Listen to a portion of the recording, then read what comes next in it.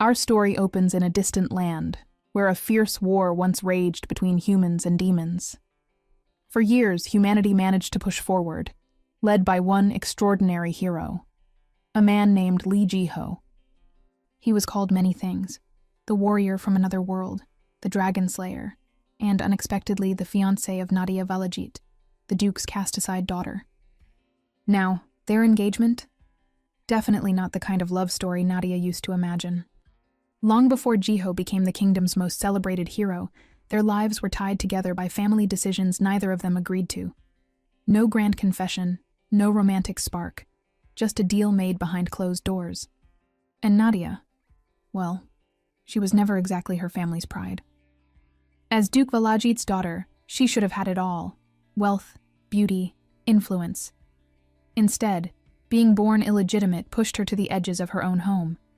Ignored, dismissed, and treated like she didn't belong, not just by her family, but by the servants too. Then one day, her father finally decided she had a use, not as a daughter, but as a bargaining piece. He chose to marry her off to a strange outsider, a man summoned from another world to save the kingdom. A risky move, or a calculated one. Even before Ji-ho proved his worth, Duke Valajit saw something in him.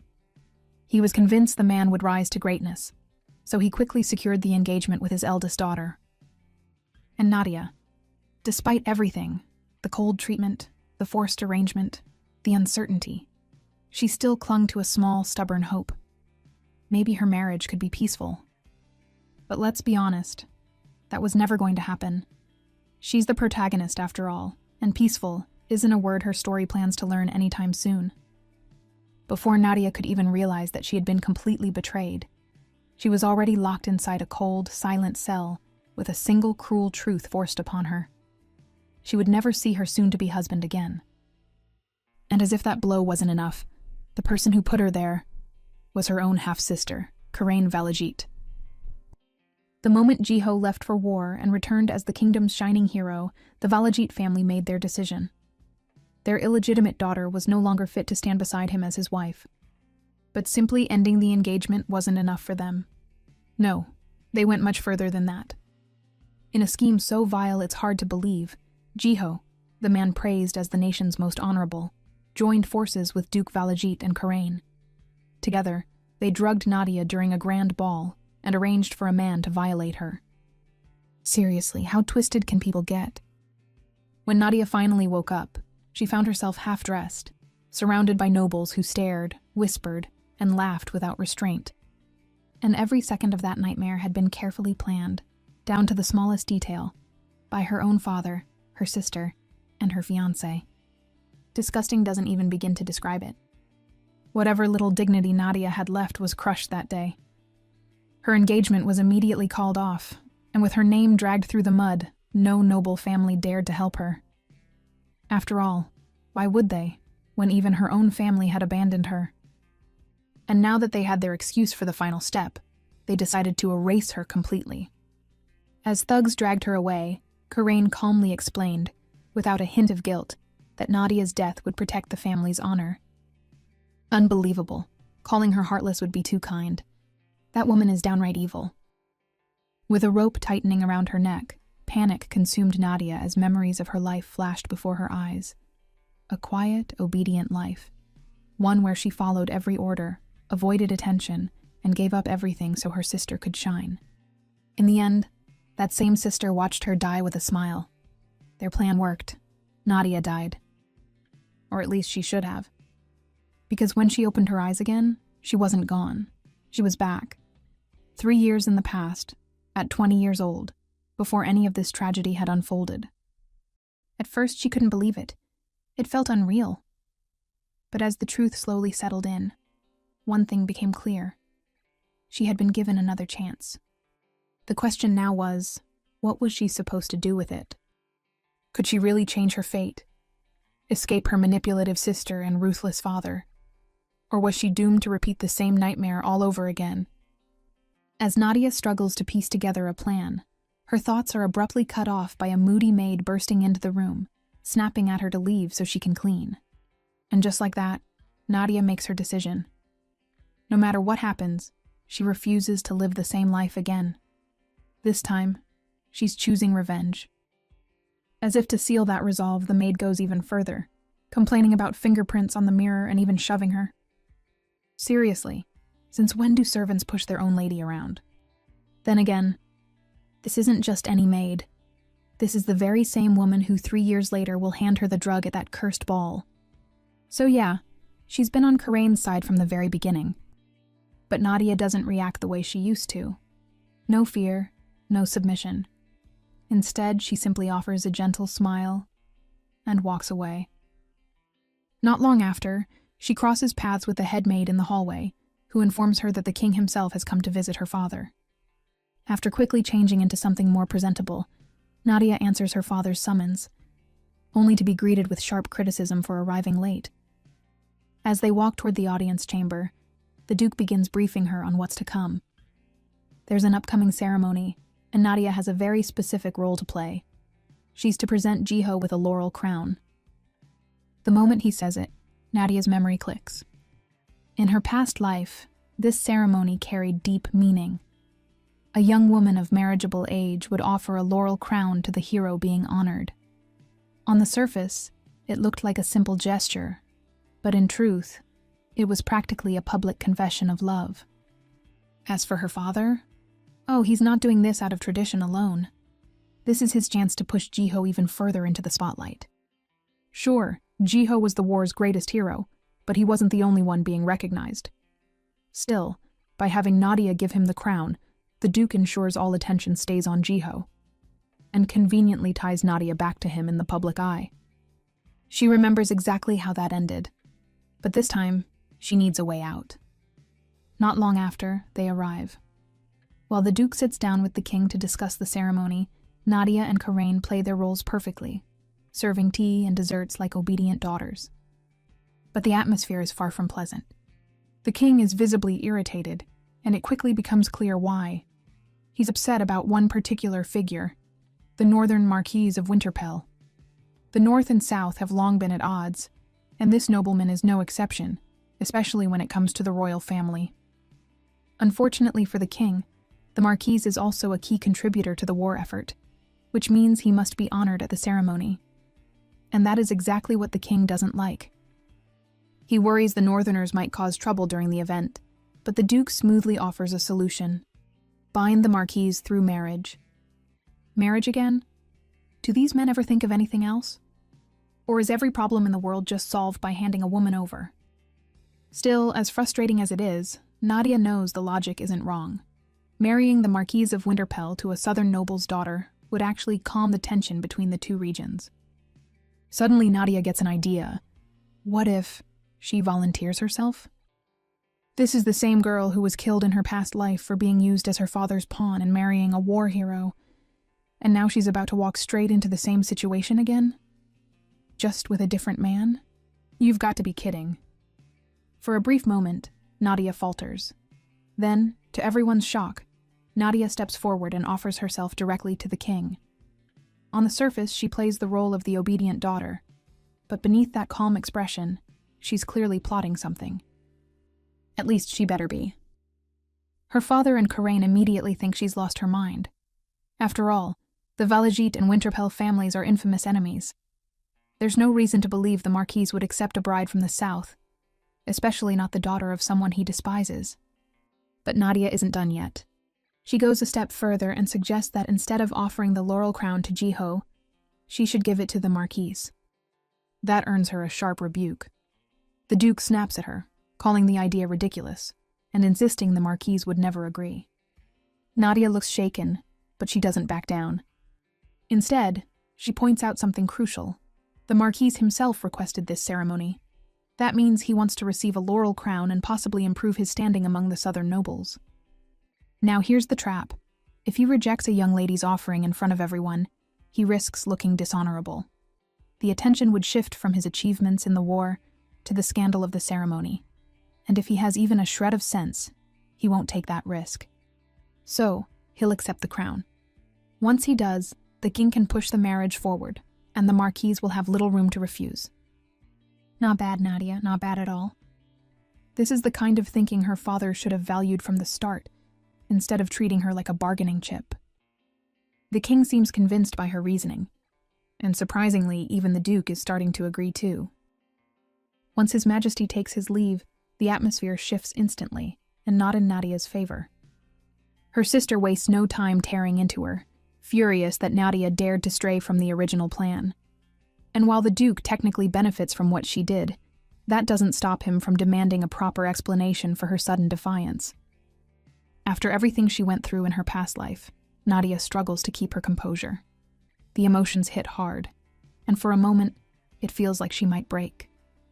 Still, she forces herself to speak. Her father isn't buying the dutiful daughter act this time, so Nadia drops it and explains the real reasoning behind her decision. As expected, the kingdom's power structure is complicated. The royal family may wear the crown, but in reality, they're little more than figureheads controlled by the Valajit Duchy, which makes her father the true authority behind the throne. And that also makes him vulnerable. If the northern nobles ever decide to rebel, his position would be at serious risk. Nadia knows exactly where to strike. She carefully plays into his fears, claiming that her actions were meant to benefit the family, that by marrying the Marquise of Winterpell, she could act as their insider, feeding them information from the north and quietly eliminating any potential threat to her father's power. Where was this version of Nadia in her past life? How did they ever manage to control her so easily before? Faced with such a calculated argument, the Duke can't dismiss her. And when Nadia adds one final touch, casually mentioning that she could even end up a wealthy widow after her father eventually defeats the Marquise, that seals it. He's totally convinced. In just a single day since returning to the past, Nadia has already accomplished something huge. She's avoided being tied to Jiho all over again. And that's not all.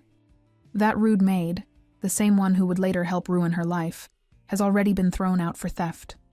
Of course, Nadia made sure of that herself. One problem removed before it even begins.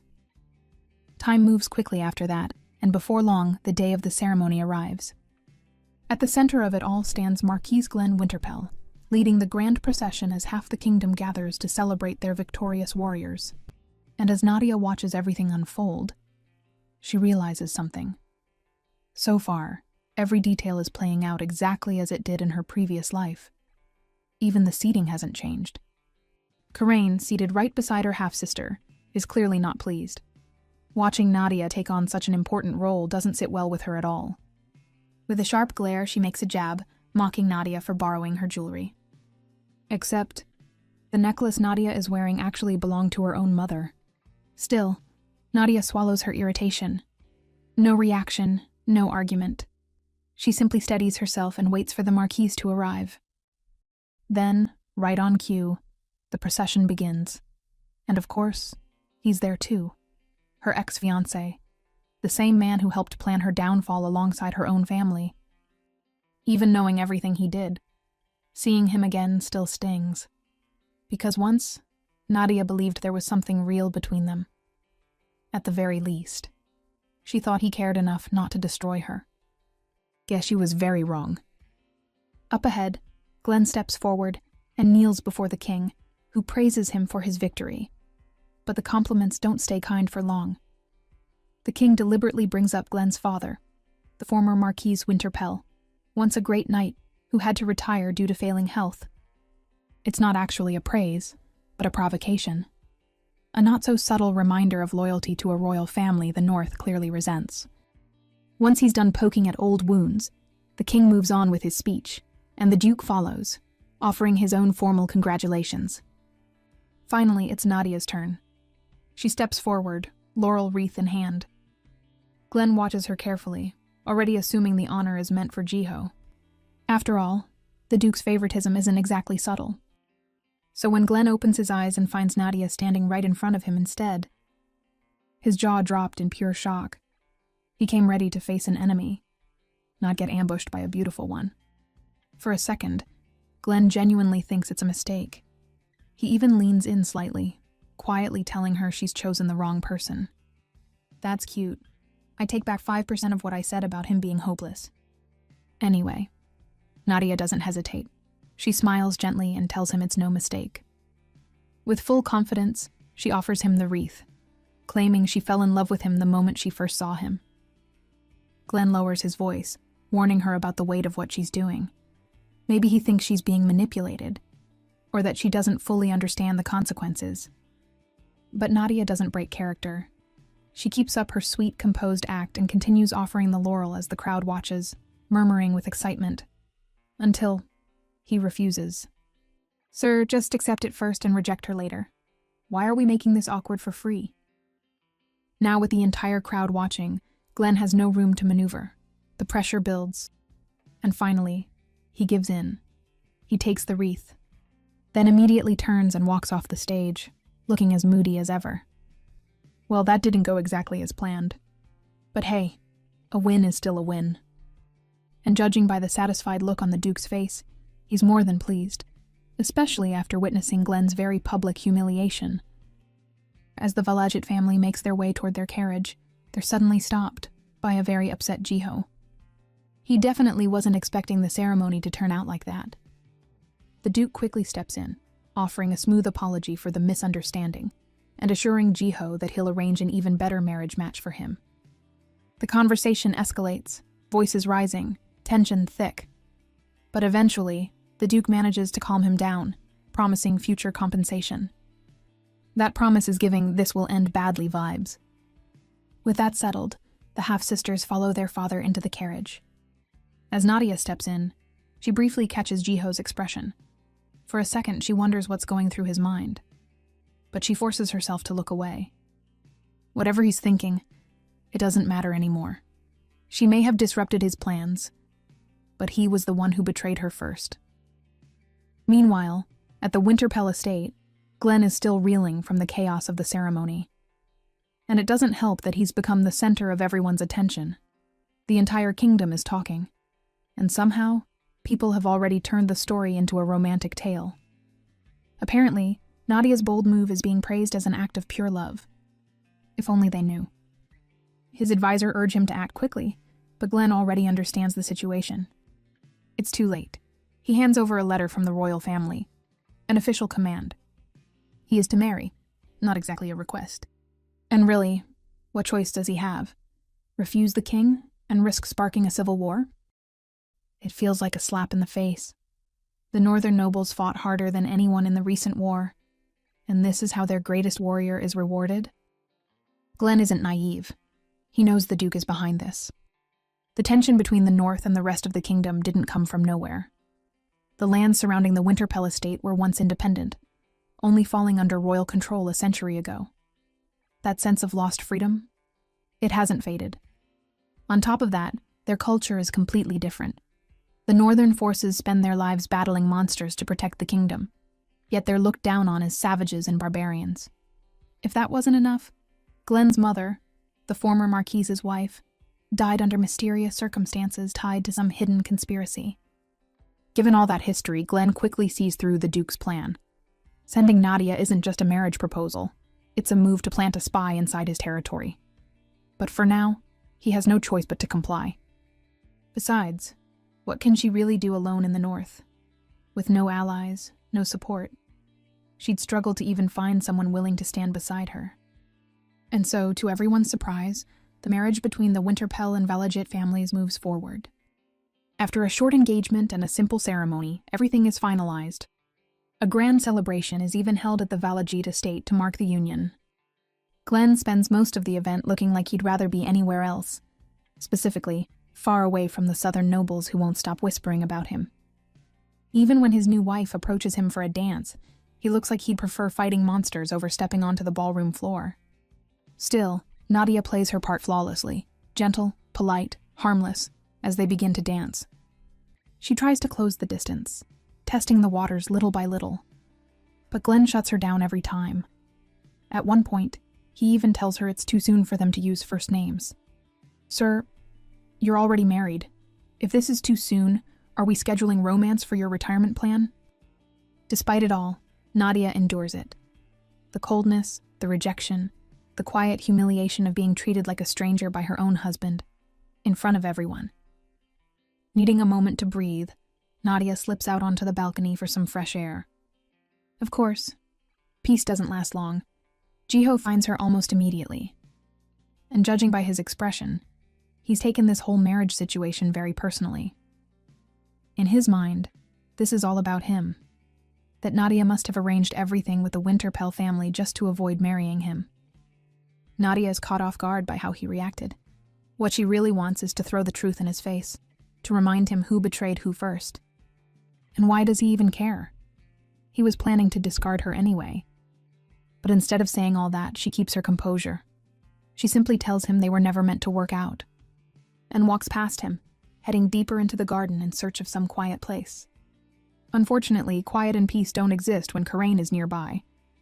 Her sister shows up right on cue, clearly eager to make things worse. She mocks Nadia, saying she's nothing more than their father's pawn, just a piece to be moved around and sacrificed. Nadia doesn't let that slide. She points out the obvious. Karain isn't any different. And now that the marriage with Jiho has fallen through, the perfect legitimate daughter might be the next one used. Karain refuses to accept that. In her mind, she's superior, because of her bloodline, her looks, and whatever else she uses to boost that fragile ego. Then her eyes land on something, the necklace Nadia can't stop staring at, the one her birth mother left behind. And just like that, Karain seizes the opportunity. She dangles it in front of Nadia and demands she kneel and beg if she wants it back. Girl, that's not happening. Nadia would rather eat dirt than do whatever you want. So instead, she plays along. She lowers herself, acting obedient, inching closer. And the moment she's within reach, she shoves Karain straight into the pond and grabs the necklace. Now that's the Nadia we like to see. The best part? This exact situation happened in her previous life. Back then, she obeyed every demand, and still didn't get the necklace back. She learns from her mistakes. Servants and guests rush over as Karain splashes helplessly in the water. The moment the Duke arrives, Karain flips the script, crying, yelling, throwing accusations, playing the victim perfectly. Too bad Nadia has leveled up. With flawless timing, she acts confused and hurt, even tearing up just enough to sell it. Before long, Karain gets too worked up and lets it slip, accidentally exposing that she's been using her mother's necklace to threaten Nadia all this time. Whoa, no one sabotages her better than she does herself. In the end, Nadia walks away with both the necklace and her dignity intact.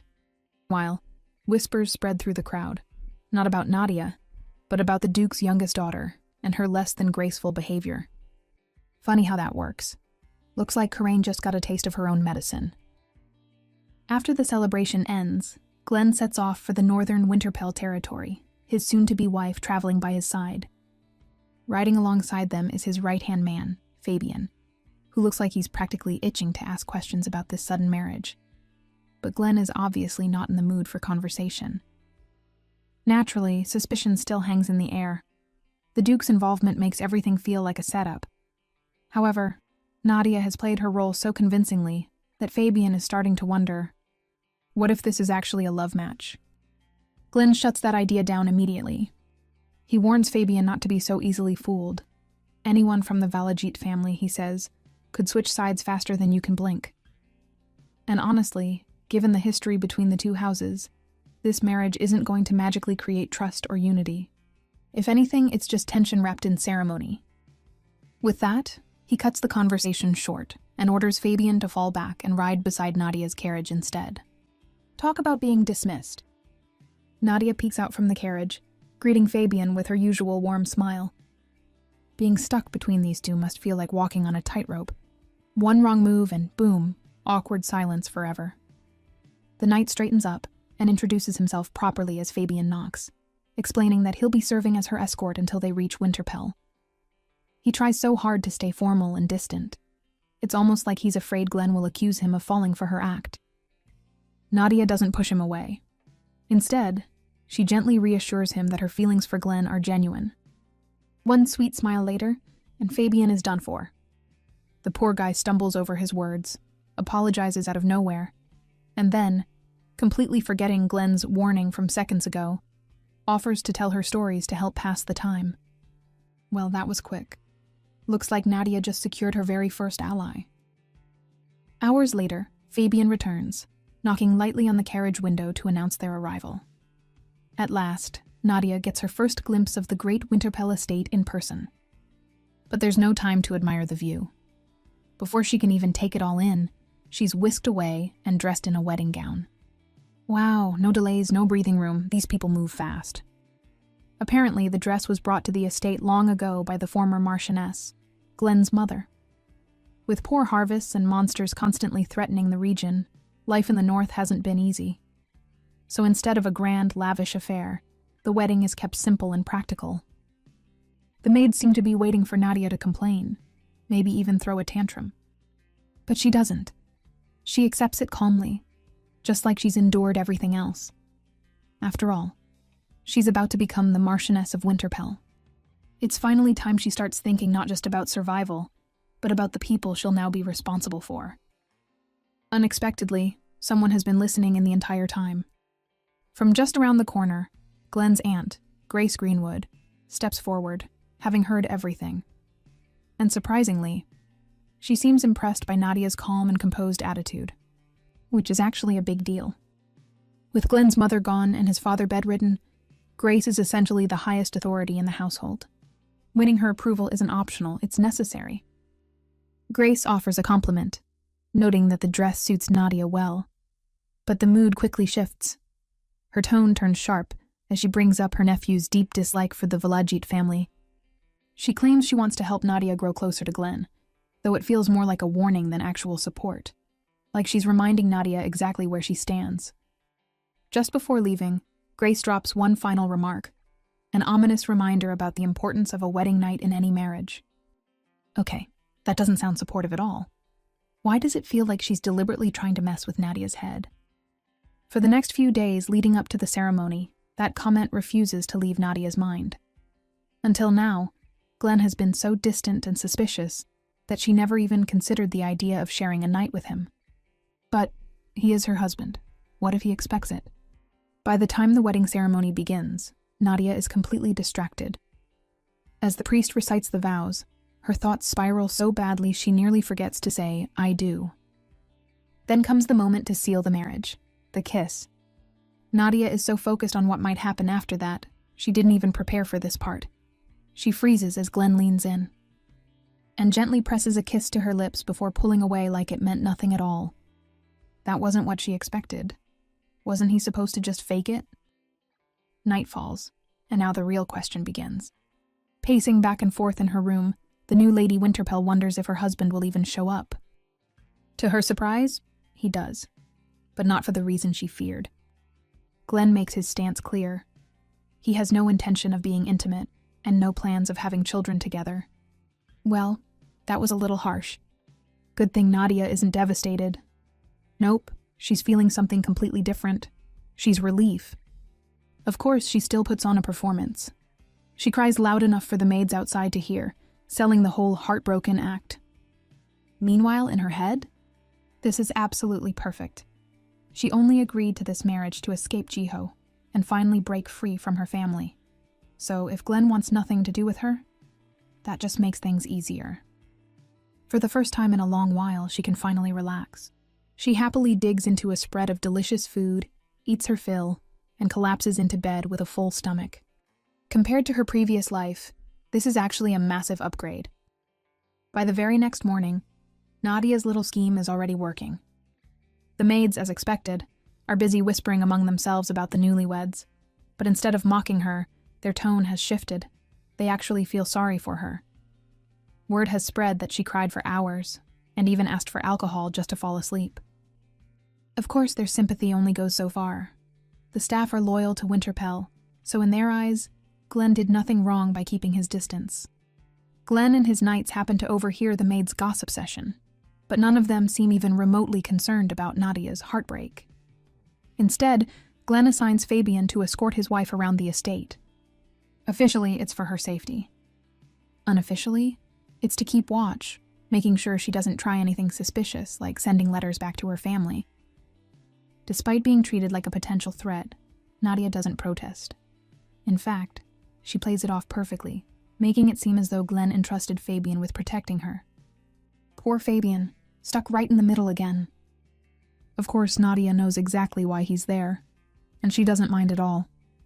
If anything, it gives her the perfect chance to prove she's not the enemy. So she gets straight to work. Calling over an elderly butler, she asks for the estate's financial ledger. If she's going to be Marchioness, she might as well start acting like one. But the moment she opens the books, her expression drops. The Grand Winterpell estate is drowning in debt. So much for a peaceful married life. It turns out the entire Northern Territory is struggling. Constant monster attacks make life dangerous, and the land itself is too barren to produce much income. The royal family does provide funds in exchange for dealing with those threats. But after being dragged into endless wars, many of them pushed by powerful nobles like her father, there's barely anything left. Now their resentment makes perfect sense. What confuses Nadia most is this. In her past life, Glenn somehow managed to recover financially. But looking at the current numbers, she can't figure out how he pulled it off. Sensing her concern, the butler gently suggests a solution: her dowry. Using it could wipe out a significant portion of their debt. So that's part of the reason they accepted this marriage. Nadia isn't naive. She's not about to hand over her only bargaining chip to people who still see her as a spy. And more importantly, throwing money at the problem won't fix the real issue. The root cause lies in the land itself. If they want to solve this, they need to start there. Fabian quietly listens as Nadia and the butler discuss everything, taking in every word. Later, he reports back to Glenn, fully convinced that Nadia genuinely wants to help. Unfortunately, not everyone agrees. The other knights are skeptical, convinced Fabian has been fooled. Seriously, are they all that suspicious of one smiling girl? We know she's playing a deeper game, but if I were in their place, I probably would have believed her by now too. Later that day, as Nadia walks through the halls, a loud commotion from downstairs catches her attention. Curious, she heads closer and finds a group of merchants arguing with Gordon, the butler. They've come to collect their debts. The moment they notice Nadia, their entire attitude flips. Suddenly, they're all smiles and politeness, eagerly introducing themselves. Word about her dowry has clearly spread, and now they're hoping she'll be the one to settle everything the Winterpell family owes. And if not, they make their threat very clear. If the debt isn't repaid within 3 months, they'll seize the only fertile land the estate still has. Oh no, things are even worse than they looked. Without panicking, Nadia steps in and asks for a 2-month extension. She promises that the debts will be repaid, but on her terms. The merchants hesitate. Negotiating with a young noblewoman from the south isn't exactly something they take seriously. Of course, Nadia quickly proves she's not someone to underestimate. She explains that the merchants and the Winterpell estate rely on each other. If one side thrives, so does the other. It's a partnership, not a one-sided deal. With that in mind, she asks for time to restore the estate's profitability. In return, she offers them future benefits that would make the wait worthwhile. And here's the clever part. The merchants aren't actually risking anything. If Nadia succeeds, they gain a stronger, more profitable partner. If she fails, they still get the land. Either way, they win. At that point, it's hard to say no. They agree to bring the proposal back to their guild for discussion, but judging by their expressions, the outcome is pretty obvious. Once the merchants finally leave, Gordon turns to Nadia, puzzled. Why would she risk something as valuable as that land on a gamble like this? Nadia doesn't reveal her full plan, not yet. She simply asks him to invite back only the merchants who agree to her terms. Those willing to wait and trust the Winterpell family during its lowest point. Because that's the real strategy. She doesn't just want business partners, she wants loyal ones. By filtering out the impatient and working only with those who believe in the estate, Nadia is laying the foundation for stronger, more reliable alliances. For someone who was once completely manipulated by her own family, she's playing this game incredibly well now. After some time, Nadia meets again with the merchants who agreed to trust her, and this time, she brings a proposal. She wants to start an herbal tea business. The key ingredient? Thorny vine herb. The reaction is not great. The merchants exchange uneasy looks. Thorny vine isn't exactly prized. It's closer to a weed, something commoners use. not nobles. Hardly the kind of product you'd expect to build a kingdom on. On the bright side, it's cheap. On the risky side, Nadia goes all in. True to form, she uses her very valuable dowry to buy up as much of the herb as possible, basically taking over the entire supply. At this point, the merchants are convinced she's lost her mind. Honestly, can you blame them? Nadia sweetens the deal by offering higher than usual brokerage fees. With her status and influence backing her, refusing isn't really an option. So, reluctantly, they agree. Fast forward 2 months, news of Nadia's tea venture reaches Grace, and just like everyone else, she thinks it's ridiculous. To her, it looks like Nadia has poured all her money into a foolish gamble, while the estate teeters on the edge of collapse. She urges Glenn to step in and stop this before it's too late. But there's a problem. Since Nadia is using her own dowry, Glenn has no authority to interfere. Grace presses the issue, reminding him that the debt deadline is fast approaching. And from the outside, it really does seem like his wife has prioritized a fantasy business over the family's survival. Gordon bursts in, with news that changes everything. Nadia succeeded. She didn't just make a profit, she earned enough to repay the estate's debts on time. So, how did a simple, low-value herb suddenly become a goldmine? Here's the twist.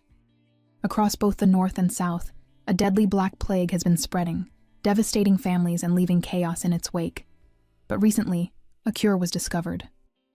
The thorny vine herb. Yes, that same worthless plant. Don't ask how a humble tea cures a plague. No one's questioning it right now. What matters is this. By the time the cure became widely known, Nadia had already secured nearly the entire supply of thorny vine in the kingdom. And the reason she moved so confidently? Nadia remembered. In her past life, she had already seen this happen. Of course, Nadia doesn't exploit the situation. She doesn't hike the prices to outrageous levels. Instead, she ensures the tea is distributed at fair prices, especially in areas hit hardest by the plague. Still, some of the Winterpell staff grow uneasy. If the North controls the cure, it could raise suspicions. The Southern nobles might start accusing them of spreading the plague intentionally for profit. Thankfully, no one would dare accuse the Duke's daughter of something like that. They should be grateful. In just 2 months, Nadia hasn't just helped. She's practically rescued the entire territory. Her tea business is thriving. The Merchant Guild now stands firmly on her side. And with the wealth she's generated, she secures powerful allies for the future. And just like that, Nadia wipes out the estate's debts, like an absolute boss. Meanwhile, the merchants who rejected her earlier offer? Yep, they're definitely regretting it now. Turns out, they seriously underestimated her. Inside his office, Glenn watches the merchants depart through the window, still trying to process what just happened. His wife actually pulled it off. And yet, true to form, suspicion lingers. He turns to Nadia and asks the question on his mind. How did she know to buy up all the thorny vine herb in the first place? Nadia answers smoothly. She claims she once saw a report pass through her father's office about the Black Plague, and realized it would soon spread across the kingdom. On top of that, the maid who raised her as a child had deep knowledge of herbal remedies, and always insisted that this very herb could cure the disease. Convenient explanation, right? Well, what else was she supposed to say? Like this? Oh, I died once and came back with future knowledge. No thanks. That's a one-way ticket to getting locked up somewhere. Surprisingly, Glenn's icy demeanor begins to thaw. For the first time, he offers her a genuine apology for doubting her. Then, more seriously, he asks why she would go so far to help someone who is technically her father's enemy. Nadia doesn't answer directly. Instead, she turns on the charm. Soft eyes, gentle expression, the whole act. It totally works. Glenn may not be completely won over, but he does feel indebted. He tells her he's willing to grant her a reward for what she's done for his family. Now, most people would ask for money or something practical. Not Nadia. She only asks for a hug. Our girl really skipped gold and went straight for emotional strike. Glenn freezes, clearly unsure how to react. In his mind, she's still potentially dangerous, hardly someone he should be getting close to. But after a moment of hesitation, he hugs her back. Okay, now that's progress. The ship isn't sinking. It's just slowly learning how to float. As the two remain in that surprisingly soft moment, a knock interrupts them. A voice from outside reminds Nadia of her scheduled meeting with her business managers. She gently pulls away, thanking Glenn with a warm smile before heading out. At this rate, even someone as guarded as Glenn might not be able to resist her charm forever. Anyway, ever since her herbal tea took off, things have been running surprisingly well. And it's not just luck. Nadia has been training her managers herself, teaching them efficient ways to organize, plan, and handle operations, so everything runs like a well-oiled machine. Funny enough, most of those skills and ideas came from Jiho. Back when they were still together in her previous life, he shared stories about his world, how men and women received equal education, how people were encouraged to discover their own purpose. He even pushed Nadia to find her own path, which makes everything that came after even harder to understand. How could someone who once supported her like that later become part of the plan that destroyed her? Still, painful as those memories are, they left her with valuable knowledge, and now it's paying off. During a meeting, some visiting merchants warn her about one particular figure, Shylock. He was the one who doubted her the most, and had been counting on Winterpell's collapse to make a profit. Now that Nadia has cut him out of her business, he's likely to cause trouble down the line. Nadia doesn't seem concerned. After proving her ability through the tea trade, she reaches out to someone very useful, especially when it comes to threatening people, her father. A man with zero tolerance for merchants who dodge their taxes. Calling in a favor, she asked him to educate the Northern Merchants Guild a little. The Duke may have been impressed by her success, but he's also starting to grow suspicious of her motives. Even so, he still underestimates her, believing that sooner or later, Winterpell will fall back into debt. No way that's happening, not with Nadia in charge. She's already reinvested her profits into restoring and improving the Winterpell estate. The changes are noticeable, and for the first time, even the old butler Gordon begins to warm up to her. For Nadia, it's more than just work. It feels fulfilling, like she finally has a purpose of her own. Wanting to show her appreciation, she rewards Gordon with a heavy pouch of gold for his years of dedication. Without him, the estate might have collapsed long ago. He honestly deserves every coin. Gordon is so overwhelmed that he drops to his knees, tears streaming down his face, calling her a blessing sent from the heavens.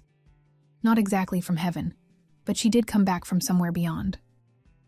A messenger carrying a red flag suddenly arrives, never a good sign. Fabian quickly explains what it means. Count Altio, whose territory borders Winterpell to the south, has likely started another territorial conflict. This neighbor guy makes a habit of it.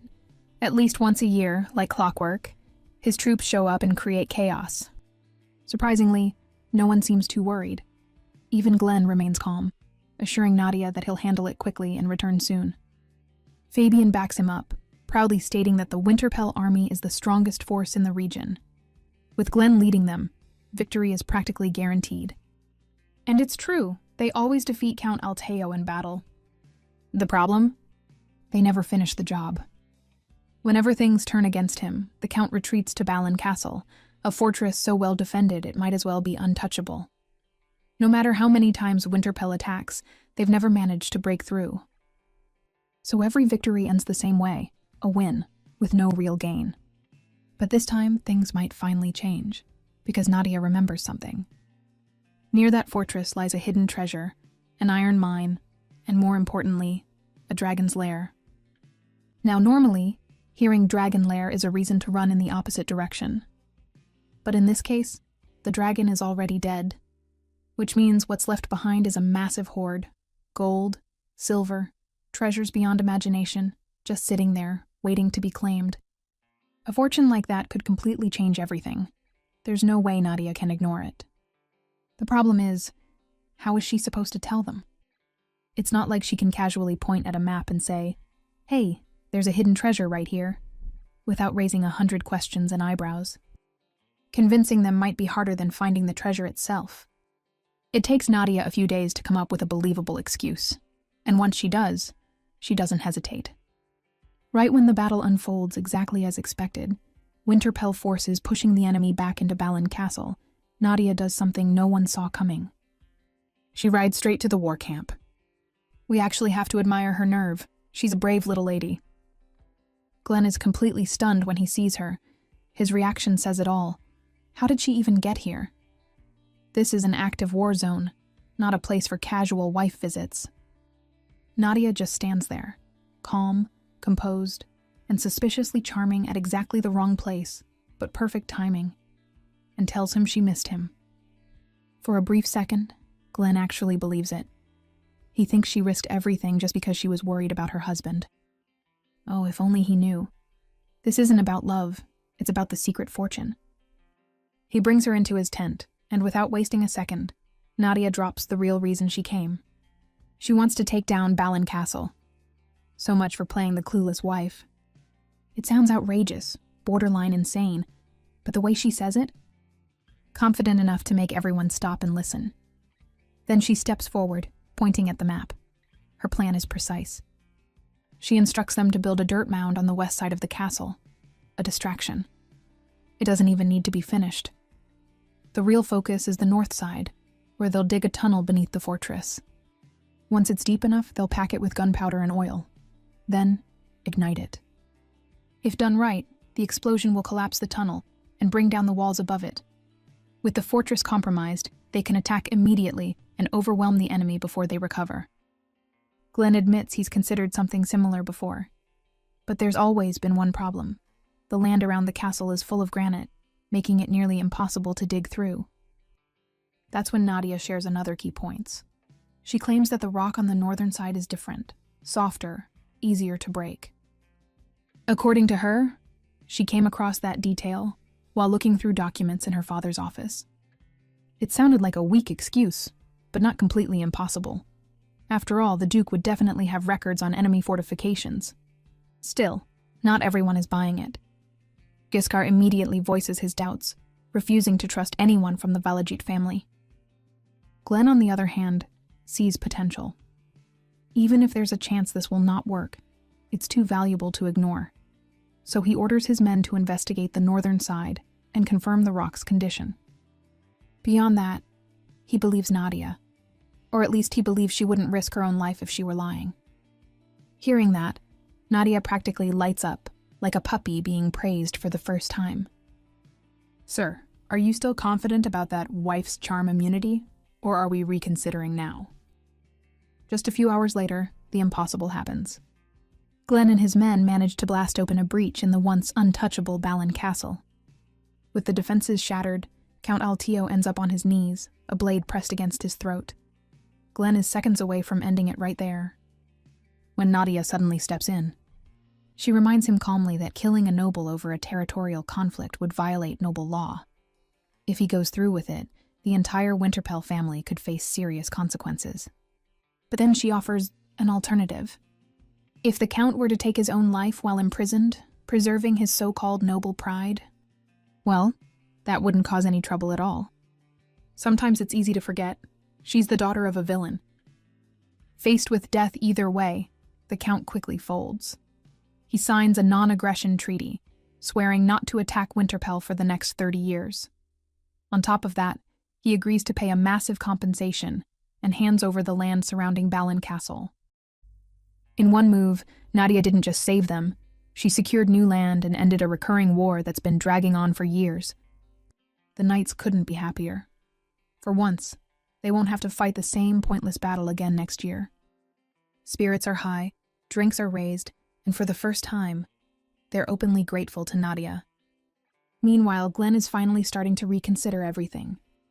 In less than 3 months, Nadia has saved the estate, cleared their debts, and defeated one of their longest-standing enemies. If she really were a spy, why would she go this far to help them? That thought alone is enough to shift something in him. While the celebration continues, Glenn quietly leaves the feast behind and heads to see her. And where is Nadia? She's in her room, overthinking again. This time, she's trying to come up with a believable way to reveal the location of the dragon's lair. Option 1. She just happened to stumble across it during a walk. She's going to need a much better excuse than that. Option 2. She saw it in a dream. Absolutely not. Glenn might go right back to suspecting her, and possibly kick her out altogether. Right on cue, there's a knock at Nadia's door. And speak of the devil, it's her husband. At first, she's genuinely confused. Why is he here? It's not like he casually drops by for friendly visits. If anything, this feels suspicious. However, there's no bad news. Glenn just invites her to join the night's celebration, acknowledging that she played a major role in their victory. Unexpectedly, he offers her his hand. Now that catches her off guard. Nadia accepts, and the two walk side by side through the halls toward the feast. Of course, he notices she seems a little distracted, like she's hiding something. Which, to be fair, she absolutely is. Trying to play it off, Nadia starts rambling about the newly acquired land, especially the iron mine, going on about production, resources, and future plans. Then she slips. Glenn reacts fast and catches her before she hits the ground. The two end up inches apart, faces close enough to make things very heart-fluttering. There's no denying it now. That look on his face? He's definitely starting to fall. Soon they enter the hall, and the knights erupt into cheers. They're already deep into their drinks, throwing praise and congratulations at Nadia from every direction. Well, almost everyone. Giscard, still sober, steps forward and formally apologizes for doubting her earlier. Nadia accepts gracefully. She admits his suspicion was understandable. After all, trusting someone from the Valajit family isn't exactly easy. Even she wouldn't trust one either. Nadia's tone shifts. She reminds him that she is now part of House Winterpell, which means any disrespect toward her is the same as disrespecting the entire family. For that reason, she declares there must be a punishment. The room tenses instantly. Even Glenn looks ready to step in, while the knights exchange uneasy glances. Nothing to worry about. It's just a drink as punishment. At first it sounds like a joke, until the maids roll in massive barrels of alcohol, one for each person. Giscard understands immediately, and without complaint, lifts his barrel and starts drinking. And just like that, the celebration turns into a full-blown endurance test. Fast forward to later that night, while everyone else is likely passed out from the punishment, Nadia quietly slips away. She sneaks into an office, moving carefully, and slides a document into a stack of papers, hidden in plain sight. Looks like she's finally figured out a way to reveal the location of the dragon's lair, without raising suspicion. 4 days later, Nadia makes her move. She accidentally finds a document buried among the Count's correspondence, and dramatically announces her discovery to everyone in the room. A dragon's lair has been located. At first, the mood instantly drops. Because really, who would want land that comes with a flying disaster capable of wiping out an entire territory? Then comes the convenient part. According to the document, the lair had already been investigated, and the dragon was long dead. Suddenly, the danger disappears, and what's left behind is treasure. Mountains of it, practically begging to be claimed. Nadia cleverly frames it as if Count Altio had begun exploring the lair himself after receiving this report. In other words, she makes it seem like they've simply stumbled upon something the Count failed to secure in time. Even Glenn can't help but wonder if he's dreaming. After years of hardship, endless battles, and constant financial struggles, how is it that everything starts turning around the moment Nadia enters his life? It's starting to feel a little too perfect. And there's the document itself. Apparently no one brought it up earlier because they couldn't read it. Nadia's handwriting is so terrible that the others initially thought it was just meaningless scribbles and ignored it for days. 4 whole days.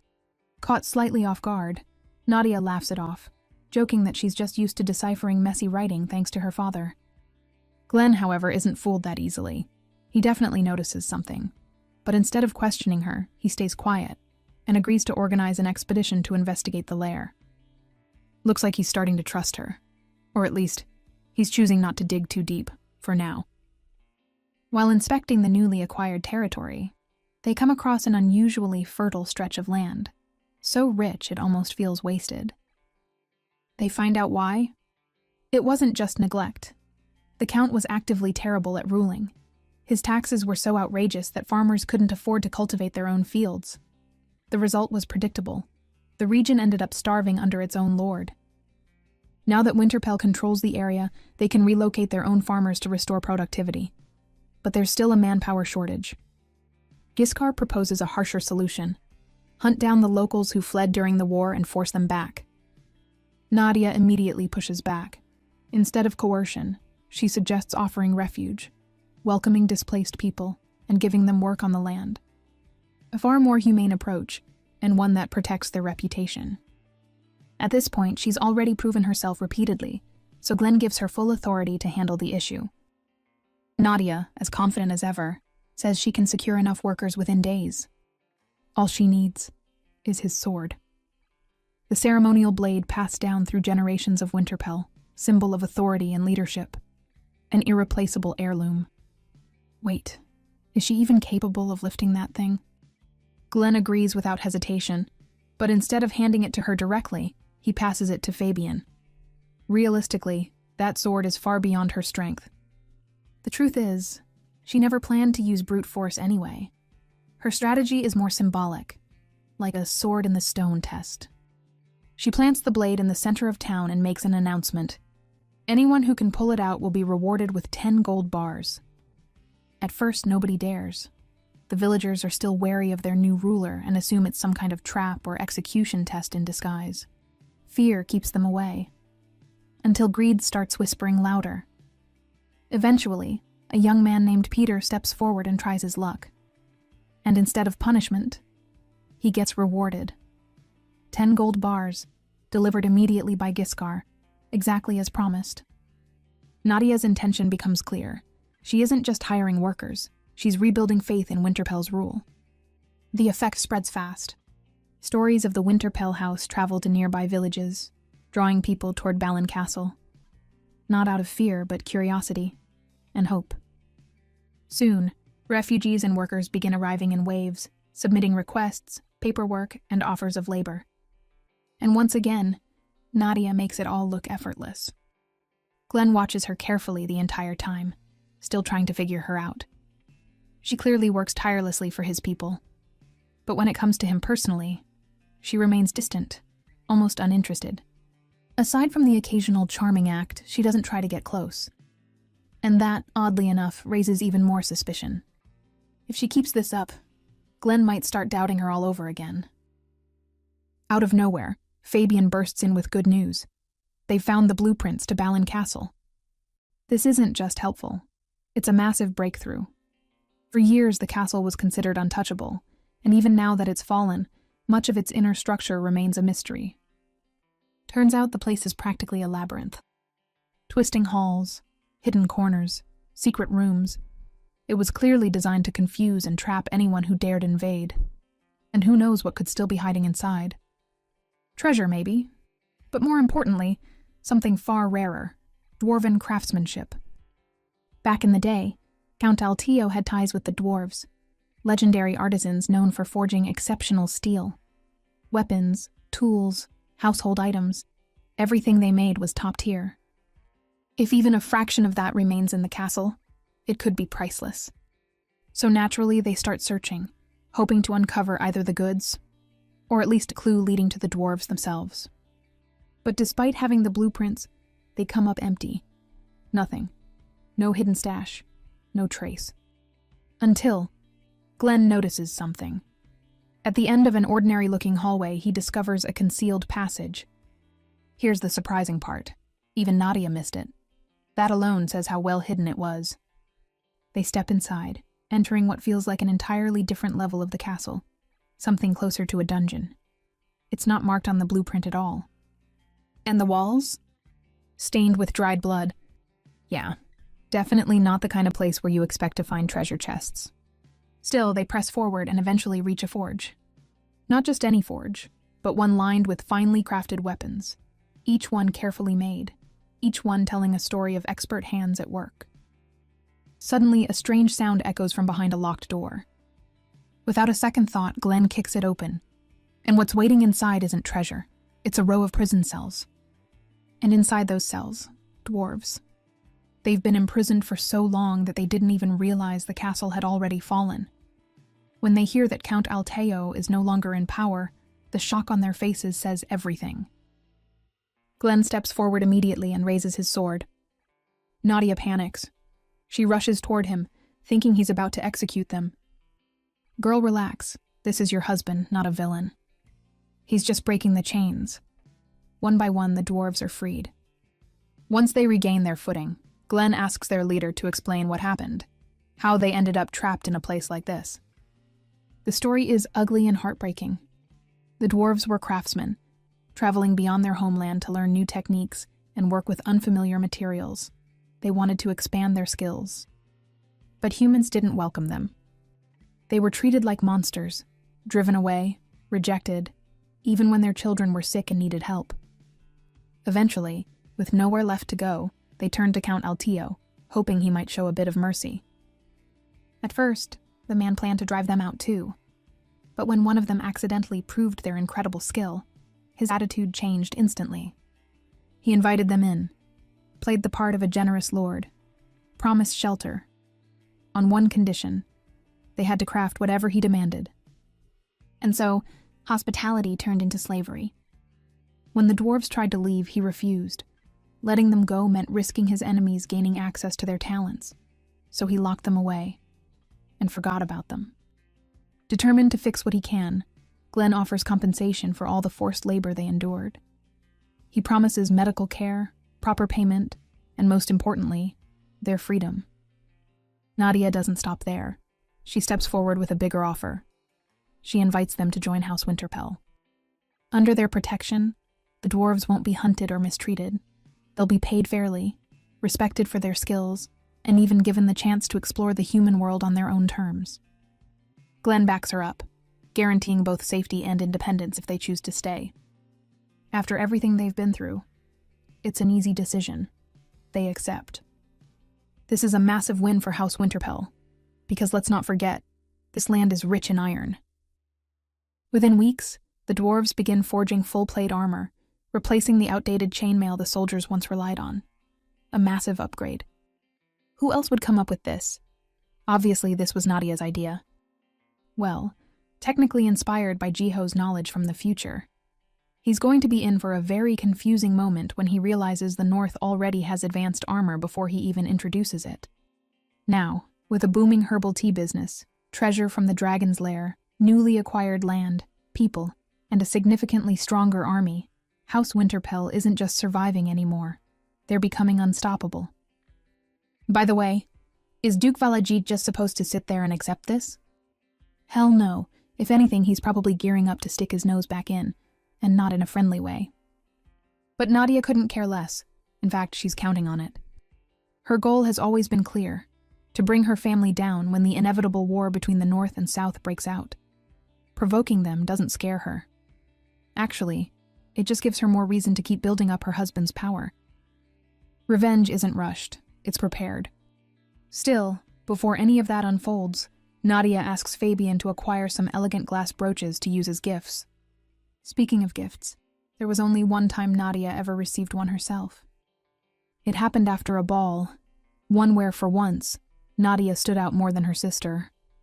Ironically, it was Karain who forced her to wear the eye-catching dress that drew all the attention. Karain, unable to handle being overshadowed, lashed out like she always did. Nadia was used to it, used to being the target whenever her sister lost control. So when Karain raised her hand, Nadia simply braced herself. But this time Jiho stepped in. He arrived just in time, stopping the blow and pulling Nadia away. Later, he even gave her a new dress to wear for dinner. He took her out that night, treating her gently, even calling it their first date. And in return, Nadia helped him, teaching him proper table manners since he wasn't familiar with formal dining in this world. Afterward, they walked along the river. He asked her how she was treated at home. Turns out, he understood more than she expected. He too had been looked down on because of where he came from. Which only makes everything that happened later even more confusing. All that kindness, and yet, in the end, he still stood on the side that destroyed her. Or did he? Was he truly part of it? Or was it all Karain's manipulation?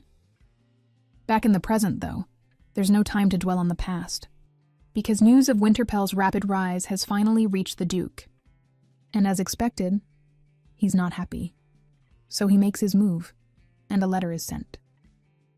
After their long campaign across Altio's former lands, Glenn and Nadia are finally on their way back home. But before reaching the castle, they make one last stop. A small, struggling village on the edge of Winterpell territory. The place is clearly suffering. Poor conditions, worn-down homes, people barely getting by.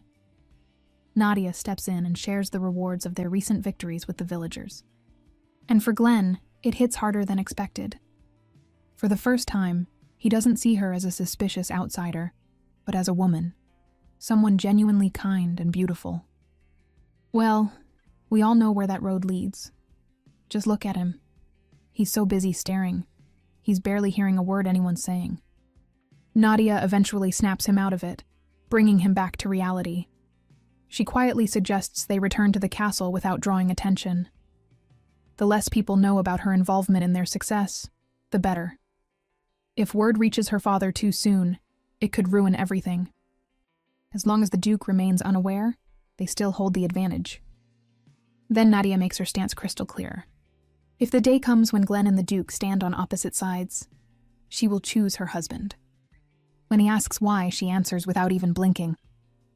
Because she loves him. Glenn is completely flustered by her honesty. He even starts blushing. Everything seems sweet and peaceful with the expedition group.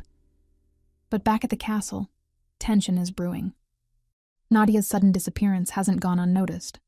Servants whisper, rumors spread. It's clear she left without informing everyone, likely to avoid being stopped. Of course, Grace wastes no time taking advantage of it. She approaches Gordon, trying to persuade him to hand over Nadia's seal, clearly planning to use it for something questionable. In her mind, Nadia must have run away while Glenn was gone. Gordon shuts that idea down, stating that Nadia is with her husband. Instead of easing her worries, that only makes Grace more suspicious. Now she's even suggesting that Glenn himself might be in danger because of Nadia. A bold claim, and not a very smart one. Thankfully, Gordon doesn't entertain any of it. He brushes off her accusations without a second thought, which leaves her completely baffled, as she wonders how Nadia managed to win him over. Not long after, Glenn and his troops return, and right on cue, Grace is there to greet him with a polished smile and warm congratulations. As soon as she spots Nadia close behind, she immediately puts on a relieved act and asks why she decided to join him on the battlefield. Nadia doesn't miss a beat. With flawless delivery, she softly claims she simply missed her husband too much to stay behind. Grace is clearly thrown off by that innocent answer, but she recovers quickly. Changing her approach, she scolds Nadia for interfering with Glenn's duties. It's a clear attempt to put her in her place. Before it can land, Jiskar steps in, and instead of backing Grace up like she expected, he does the opposite.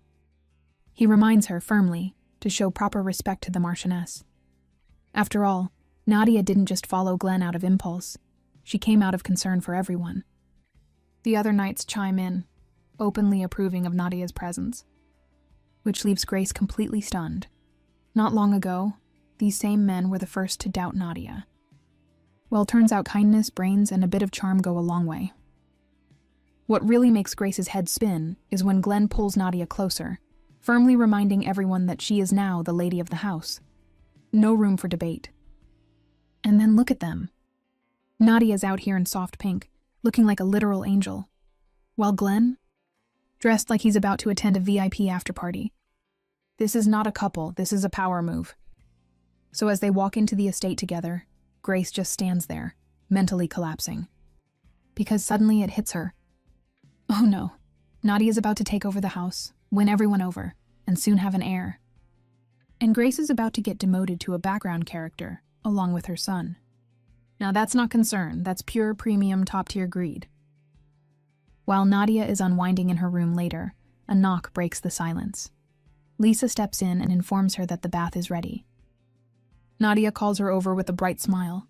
She excitedly shows off 3 adorable accessories and asks Lisa to share them with Yuri and Aideen. Lisa hesitates, clearly unsure if she should accept something so personal, but Nadia insists, cheerfully explaining it's her way of thanking them for their kindness. In this new life, Nadia has learned something important.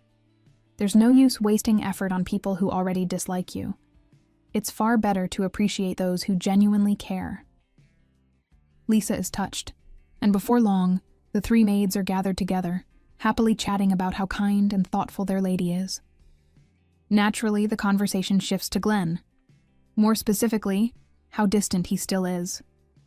The concern is mutual, and so the trio silently agrees on one thing: it's time to intervene.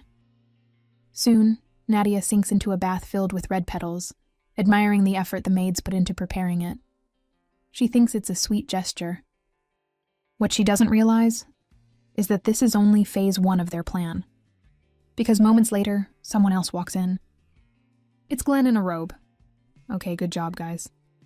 Startled, Glenn immediately turns away and explains that his own bath is under repair, so he was directed here instead. Nadia awkwardly smiles as it all clicks. Lisa's earlier wink suddenly makes perfect sense. Trying to salvage the situation, she tells him it's clearly a setup and offers to finish quickly so he can use the bath. He nods and begins to leave. Then he stops. It dawns on him. The maids must think he's been too harsh toward her, and this is their way of fixing it.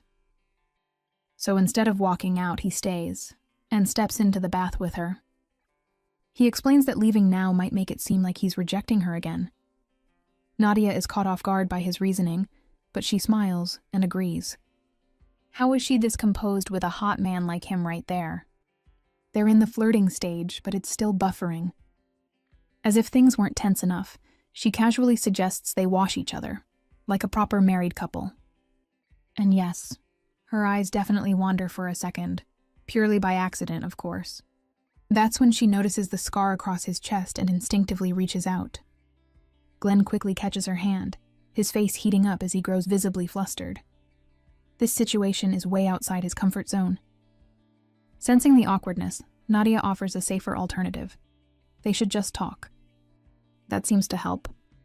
Glenn takes the opportunity to finally say what he hasn't until now. He thanks her, sincerely, for everything she's done. The prosperity, the stability, even the strength of his army. It all traces back to her efforts. She feels proud of herself. No one had ever acknowledged her like that before. With a playful glint in her eyes, she thanks him in return. Caught off guard, Glenn asks why. She smiles warmly and answers, "Thank you for marrying me." Now he's blushing from ear to ear. The next morning at breakfast, Yuri and Lisa are practically glowing with satisfaction. In their minds, the plan was a total success. After all, the couple didn't leave the bath until almost sunrise. Mission accomplished, or so they think. Thanks to that long soak, Nadia looks completely refreshed, like she just had the best sleep of her life. While Glenn looks like he fought a war overnight and lost. Not a single minute of sleep. Well, that settles it. He's definitely catching feelings faster than expected. Glenn is the first to stand, and Lisa wastes no time jumping in with a suggestion. Instead of heading straight back to work, why not take Nadia out to the newly opened marketplace? Nadia quickly refuses, saying she still has responsibilities to handle. Unexpectedly, Glenn extends his hand and invites her himself.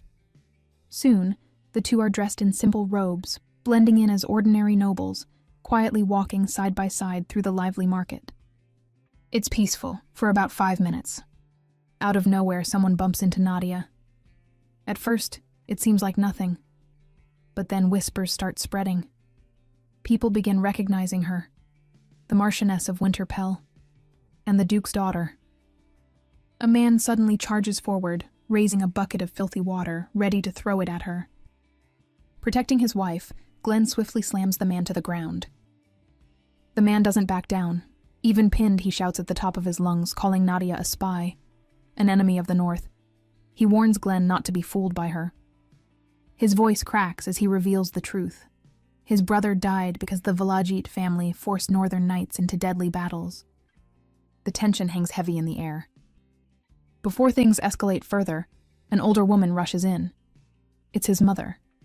She drops to her knees before Glenn, begging for forgiveness. Through trembling breaths, she explains that her eldest son, Henry Clark, died during the Kalai expedition, but insists that Nadia isn't to blame. Glenn slowly loosens his grip and speaks. He remembers Henry, a man who fought bravely under Winterpell's banner and stood on the front lines. He tells the grieving mother that her son died with honor. At that, she breaks down completely. Glenn then turns to Nadia, checking if she's all right. She quickly nods, brushing it off and asking him to let the matter go. He listens. Not only that, he gently reassures the mourning mother before stepping away. It's a harsh reminder, no matter what Nadia does, the North carries deep scars because of her family. She understands. Helping them won't magically earn their trust overnight. After that intense day, Glenn throws himself into training, swinging his sword over and over like he's trying to cut through his own thoughts. The incident in the marketplace won't leave his mind, especially the pain his people still carry because of the Duke. He knows the truth. The Duke is cruel. Nadia has done nothing but help Winterpell, and yet, she's still a Valajit. Someone who, no matter how innocent she seems, is tied to the very man who caused so much suffering. He drops his sword, shaken by his own thoughts. Right on cue, his Love Life support squad walk in and immediately notice something's off. They ask the obvious question. Why isn't he with Nadia? One look at his face and they already know the answer, so they don't sugarcoat it. If he keeps pushing her away, he's going to regret it. Someone as loyal and devoted as Nadia doesn't come around twice, and if he lets her go, that's on him. Perfect.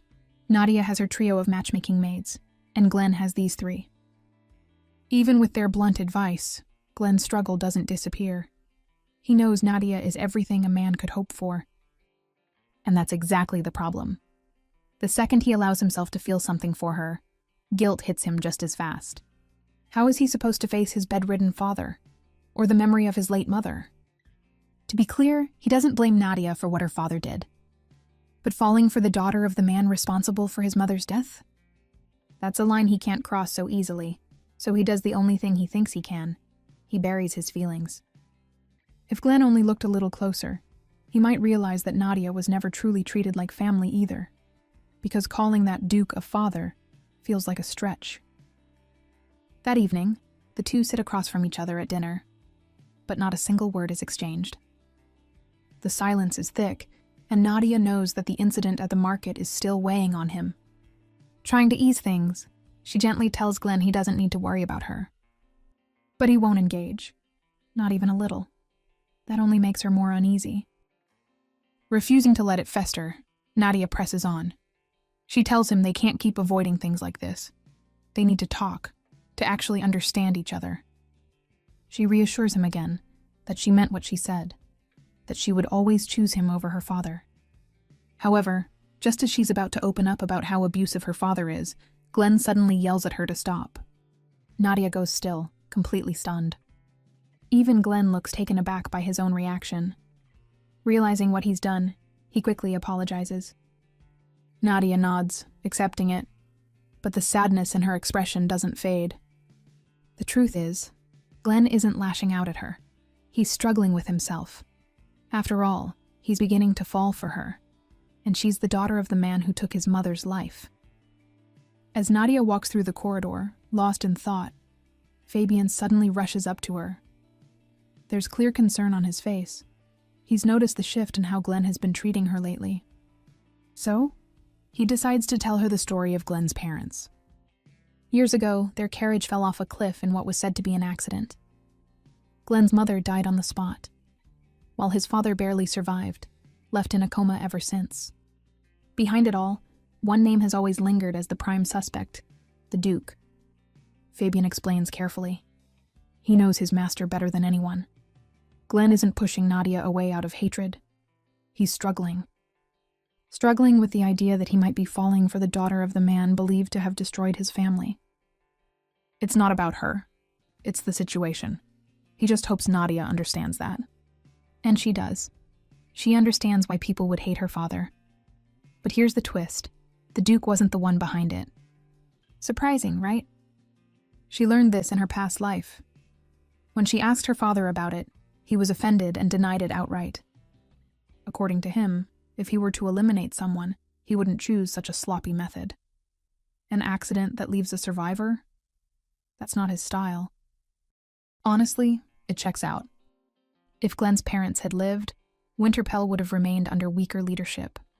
But with them gone, Glenn rose to power, and he turned out far more capable than his father ever was. That outcome doesn't benefit the Duke at all. If anything, it creates a stronger enemy. On top of that, no Southern noble would dare act without the Duke's approval. Which leaves only one possibility. The culprit came from within Winterpell itself. Now, Nadia starts piecing things together. If she wants to clear this misunderstanding, she'll need proof. Just claiming her father is innocent won't convince anyone. Right as she's thinking this through, a letter arrives from the Duke. It's short, almost casual. He asks her to write to him more often. But the message underneath is obvious. He's telling her to send information about Winterpell. Even if it makes her look suspicious, the fact that he reached out first is risky, especially when she hasn't sent him a single letter since arriving. Now she's caught between two problems. Uncover the real mastermind behind the attack, and deal with a father who's quietly tightening his grip. Either way, Nadia knows one thing for sure. She can't afford to stay still. The following day, Nadia heads to the training grounds, where Glenn is focused on his archery practice. She's determined not to let the distance between them grow any wider. With a gentle smile, she approaches him and asks if he could teach her. But when Glenn suddenly turns and walks away, her heart sinks. Did she push too far? Just as doubt starts creeping in, her expression lights up. He returns, holding a smaller, beginner-friendly bow. So that's what he was doing. Glenn positions himself behind her, guiding her stance. His voice is calm, his movements careful. But how is she supposed to concentrate when he's this close? His face just inches away. Focus is officially gone. Flustered, Nadia releases the arrow and completely messes it up. Glenn tells her she needs more practice. After a brief pause, he apologizes again for raising his voice at her before. He avoids her gaze, ears slightly red, quietly thanking her for approaching him first. And somehow, that simple moment makes her smile. Sometimes closing the gap really does start with one small step.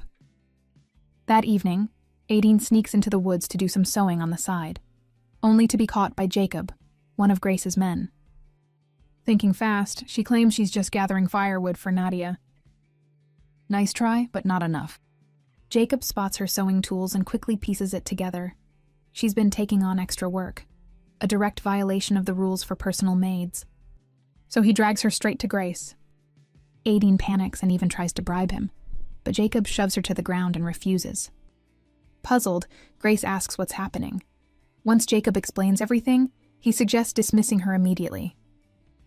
Desperate, Aideen begs for mercy, explaining she needs the money for her sister's treatment.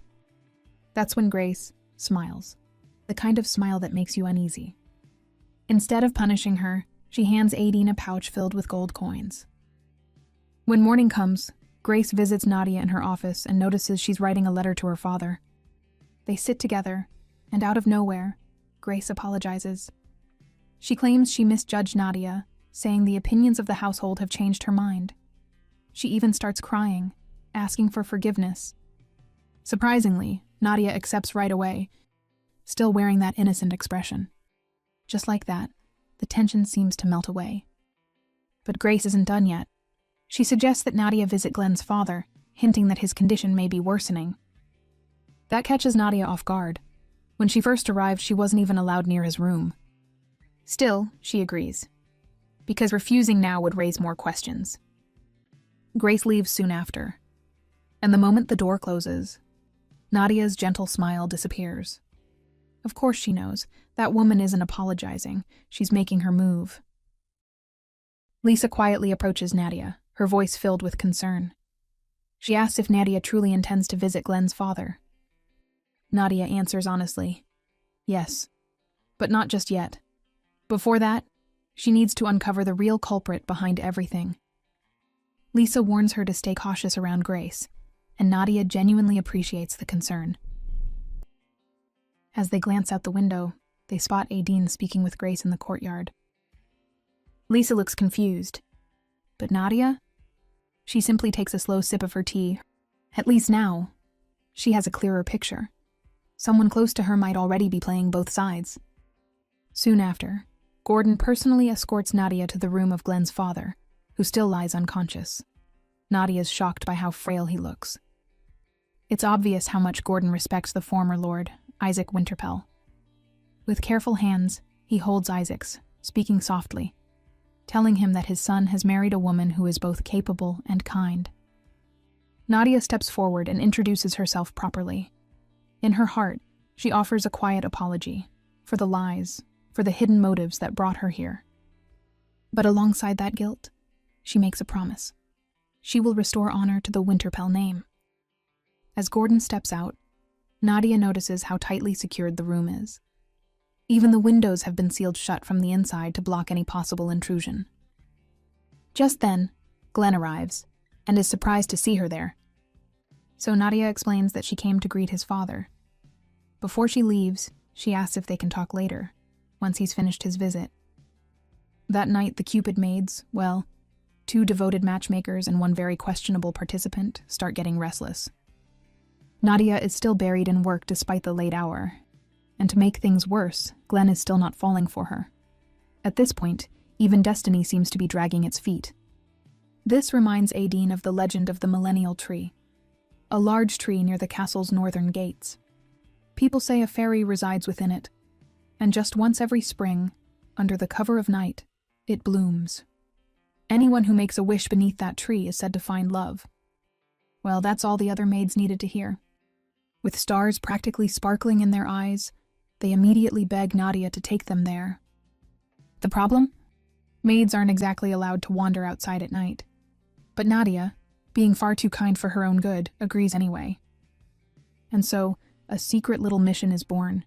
They'll sneak out under the full moon and visit the tree. The next morning, Lisa wakes up to a noise and finds Aideen already dressed and prepared. Now that's alarming. This is the same Aideen who treats mornings like a personal enemy. Yet here she is, up before everyone else. Aideen claims she's heading to the dining hall, but the moment she opens her cabinet, a pouch slips out. Gold coins spill into view. Lisa freezes, her mind immediately racing. Since when does Aideen have that kind of money? Aideen brushes it off and walks out, leaving behind more questions than answers. At last, the night of their little secret operation arrives. Under the glow of the full moon, they make their way to the Millennial Tree, and the moment they arrive, even Nadia is left speechless.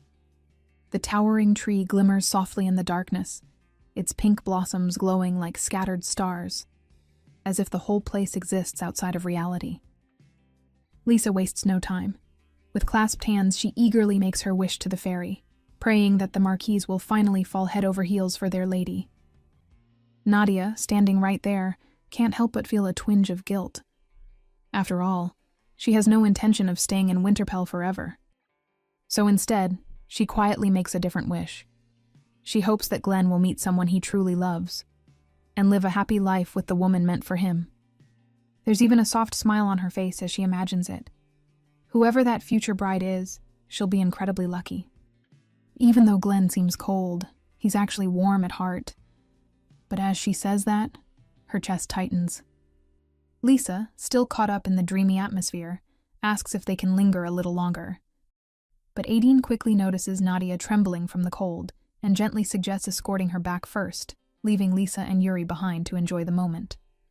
Sounds thoughtful, right? Well, it would be, if not for one small detail. As they walk, Lisa can't help but notice something odd. Aideen isn't heading toward the north gate, the usual path back. She's leading Nadia toward the south gate instead. As Nadia walks beside Aideen, the quiet night suddenly comes to an end. Standing in their path is Tristan, the head of castle security himself. Not exactly the welcoming committee you want during a secret midnight stroll. Nadia, however, doesn't panic. She calmly explains that they're simply on their way back to her room, keeping her voice steady like nothing suspicious is going on.